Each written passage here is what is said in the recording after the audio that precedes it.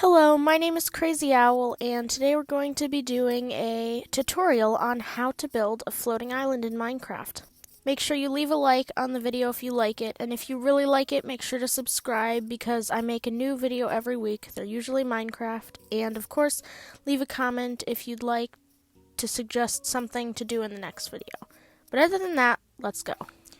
So before we get into the actual building of the floating island, just a quick disclaimer, if you're going to be doing this in survival, you'll either need elytra or a heck of a lot of scaffolding. Because, well, first of all, it involves building a really big tower, because of course you want your island to be floating, not on the ground. And there are some different shapes you can build your island out of, so I'll kind of explain a few of them. If you want sort of like a pointed island, then you're going to want a decent amount of hanging part. You could build it as high in the sky as you want. I did turn off clouds specifically for this video because I don't want clouds getting in the way of the island. You could also build sort of like a round, almost chicken nugget shaped island. I know it's a really weird example shape, but it does fit the description. And then there's also a smaller triangle a smaller island that's also pointed like the first one, but just not quite as like tall. But all of them basically go along the same guidelines for how to build it. So I'll sort of go over all of them. This tutorial won't be quite as in-depth as some of my other tutorials just because of how long it sort of takes to build this, but hopefully it'll still be helpful. So build your 3 towers. You'll want, if you're building a really pointed one, then you'll want it to be the longest. You'll want the chicken nugget one to be the shortest. And then if you're building something that's supposed to be pointed but not like really long, then longer than if it was like chicken nugget but not too long. So I think I'm going to lengthen this one a little bit, and then we'll be ready to get into the actual building of the islands. For this part, all you'll need is stone or really whatever you're building your islands out of, because for all I care, you could be making cotton candy islands out of pink concrete. But you're going to want to make like a giant X to mark out how big you want your island to be.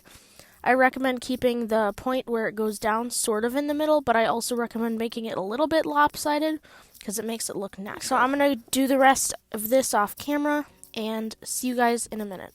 So once you have the plus or X or cross or whatever you want to describe it as shapes in place, you're kind of going to want to make a sort of circular area that connects them all, but don't make it a perfect circle unless you want your islands to be like a perfect circle. Change things up, make some sides longer, make some weird parts that maybe jet out a bit. Something like, I don't know. It's really just however you want it. Maybe you want a really geometrical looking island. Maybe you're building a city in the sky and it's supposed to be modern, so you're going to make it really perfect and circular and stuff. But that's not exactly what I'm going for. So a shape like this should do. You could make it more circular, less circular, really anything, but I'm going to do the rest off camera. And along with the X or plus shape, it doesn't really matter what the tip is going to be for this part. That'll come in the next step. Now we're done with this part of the frame, and the last part we have to do before we start filling things in is actually the final part of the frame. And I'm going to shorten this a little bit because it's a little bit too long, and I'm going to shorten this a little bit and lengthen this one just a tad bit.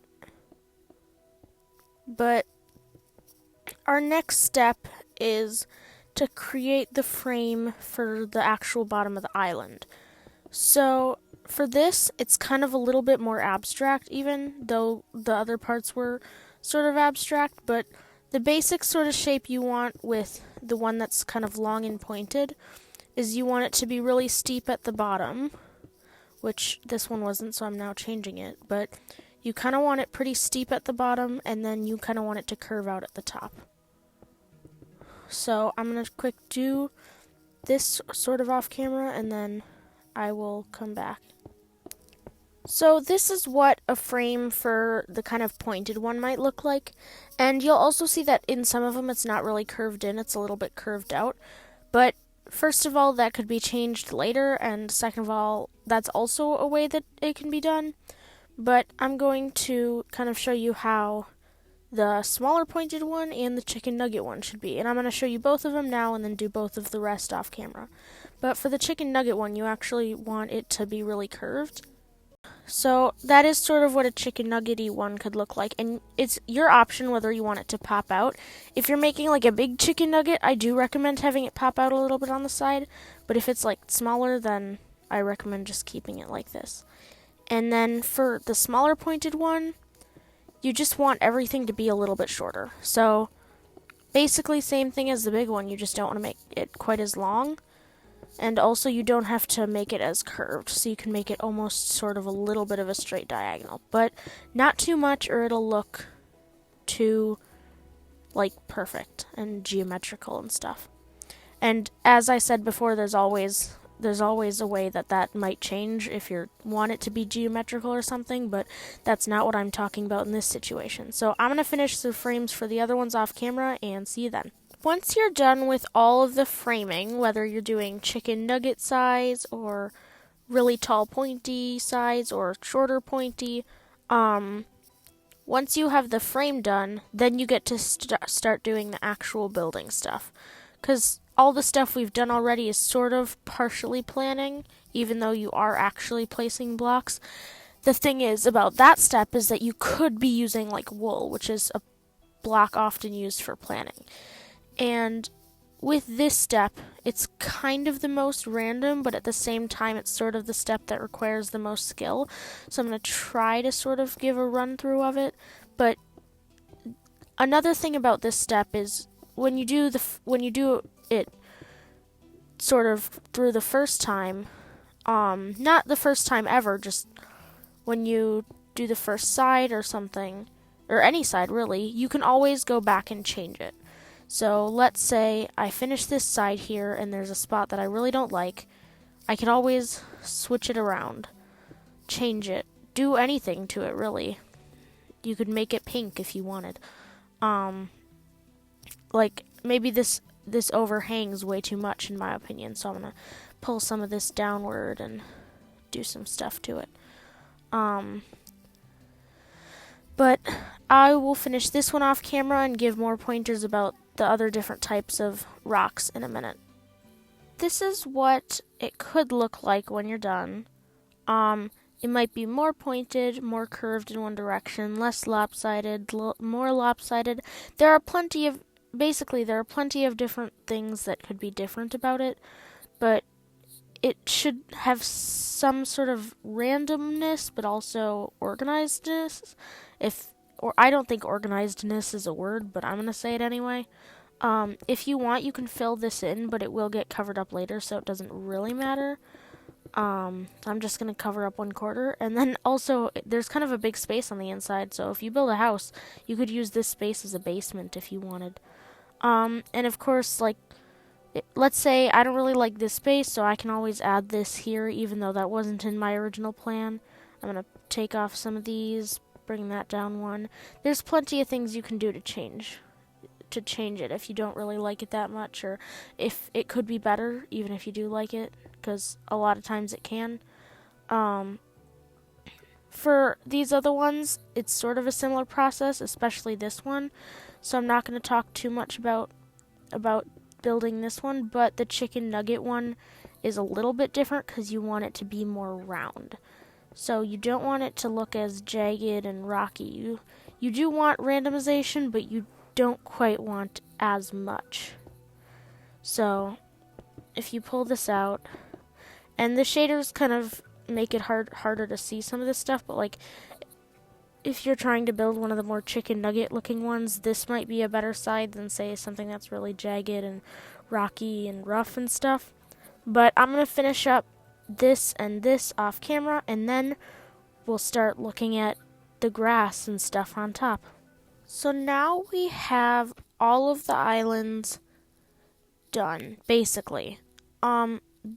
There's all of the sides are filled in, and I did fill in the tops, though it took extra time, and I wouldn't suggest doing it if you're in survival, just because it's sort of a waste of resources. And What I'm doing now is I'm making a ring of dirt around the edges, and that might seem really weird, but when you do the grass, you want it to look like there's almost a thicker layer of dirt and grass, and if you have it sort of drape over the stone right away, it'll look kind of weird.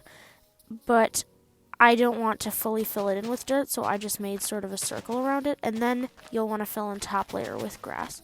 And it'll look pretty weird at first, but we'll fix that by doing some terraforming and stuff. And then that's the same for all of them, pretty much, so this step is especially easy for me and for you. And for me when I'm teaching, because it's easy to teach. But see you guys in a minute. We now have all of the dirt and grass, well, not technically all of it, but all of the dirt and grass in place for that step. And basically our last step before we start detailing is to just kind of put dirt and grass all over the side so that it sort of looks like they're hanging over. For some of them, you might want to pull it up to the top. For others, just leave it on the second layer, if you know what I mean. I'm probably sounding kind of confusing right now, so I apologize, but hopefully you understand. If you want, you can put some actual, like, dirt blocks inside the wall. Like, I'm going to cover this up in a moment, but you could put a dirt block here, but I'm going to leave it as stone to kind of make it look like the dirt is caked on top of the stone. I don't know. Put some around the sides, but don't make it too unrealistic. Though that isn't exactly self-explanatory, so what I kind of mean by too unrealistic is like, don't have it hang down like this because gravity exists. You could put some vines somewhere, though. That would look interesting, but that's probably more in the detailing phase, so I'll talk more about that later. This is another step where you can kind of change things up as you please. This chicken nugget thing isn't my favorite, but it's alright. I'm hoping that these two turn out better, but I'll show you when I'm done what they look like. Now that we have the grass part done, which I think it's alright, I'm a pretty big fan of this one. I'm all okay with this one. I'm not a huge fan of what this one looks like, but I think they're all okay. And the final step to do is detailing. So a few ways that you can detail are switching out some of the grass for coarse dirt. And obviously, if you're going to build a house on here, maybe you're not using grass, because obviously you could use something totally weird. You could make it all out of coarse dirt. It just depends on kind of what style you plan to build in and whether you plan to make houses on here. But, like, if you plan on building a whole city here, like, it'd look really cool to have a whole city built on floating islands with, like, hanging bridges in between. I do plan on building something like that because I've had a recent interest in floating islands, but building coarse dirt, a way you could add lighting is by putting sea lanterns or glowstone under carpets, usually green carpets because they match the best. It just adds some light. And also, you don't always have to put light under it. If you've got enough light in the area already, or you want it to look natural, so you want it to be dark, you can just put carpet. If you're building a house, I would recommend saving this until after, but you could also add bushes and rocks and stuff. I'm not going to add those quite yet, because another thing that you can do to detail is to detail down here. Because the stone itself, by itself, just the stone is kind of boring. So you could put cobblestone and andesite, which are probably the best. I wouldn't recommend using like stone bricks or smooth stone for this, just because they look kind of unnatural. If you were making something that wasn't supposed to look natural, then obviously those could be put in, but I like using andesite and cobblestone, and you could also probably use like granite and bird poop if you wanted to, or even blackstone, but those wouldn't really match well. And really anything that you have right that you can use. You could even use like gray concrete or cyan terracotta or something, But once you're done with all the detailing and stuff, that's pretty much it.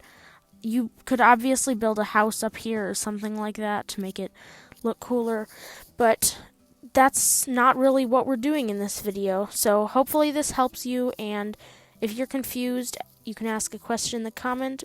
But other than that, have a nice day.